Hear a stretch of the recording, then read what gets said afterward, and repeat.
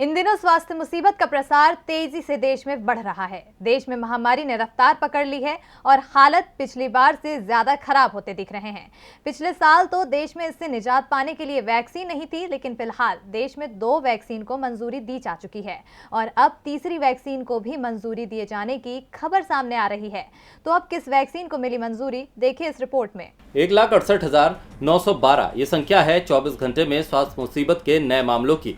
इसके साथ ही भारत दुनिया के सबसे ज्यादा संक्रमित देशों की सूची में दूसरे स्थान पर पहुंच गया।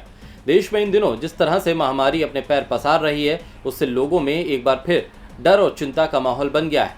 देश धीरे धीरे पूर्णबंदी की ओर बढ़ता दिख रहा है। वैसे पीएम दावा तो यही कर रहे हैं कि इस बार देश में पूर्णबंदी नहीं लगाई जाएगी, लेकिन हालात नहीं संभले तो सरकार को पूर्णबंदी का फैसला लेना पड़ सकता है। एक और संक्रमण के मामले तेजी से बढ़ रहे हैं तो वैक्सीनेशन की स्पीड भी तेजी से बढ़ी, लेकिन इसमें एक रुकावट भी आ रही है वैक्सीन की सप्लाई सही तरीके से न होने की।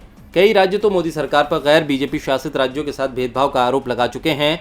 देश में 2 वैक्सीन कोविशील्ड और कोवैक्सीन को मंजूरी इसी साल की शुरुआत में दे दी गई थी और अब वैक्सीन को लेकर एक बड़ी खबर सामने आ रही है। देश में तीसरी वैक्सीन को भी मंजूरी देने की खबर सामने आई है। सोमवार को वैक्सीन मामले की सब्जेक्ट एक्सपर्ट कमेटी ने रूस की स्पुतनिक वी को मंजूरी दे दी है, यानी अब भारत में इस वैक्सीन का भी इस्तेमाल किया जा सकेगा। स्पुतनिक वी का भारत में हैदराबाद की डॉक्टर रेड्डीज लैब के साथ मिलकर ट्रायल किया गया है और इसी के साथ प्रोडक्शन भी चल रहा है। और ऐसे में वैक्सीन को मंजूरी मिलने के बाद ऐसी उम्मीद जताई जा रही है कि भारत में वैक्सीन की कमी को लेकर शिकायत कम हो सकती है।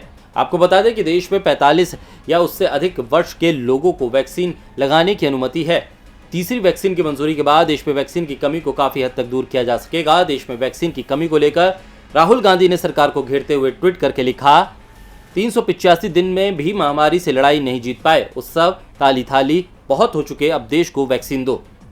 राहुल गांधी का सवाल जायज है, लेकिन अब देश में तीसरी वैक्सीन को भी मंजूरी मिल गई है। ऐसे में वैक्सीनेशन में तेजी आ सकती है। डीबी लाइव की रिपोर्ट।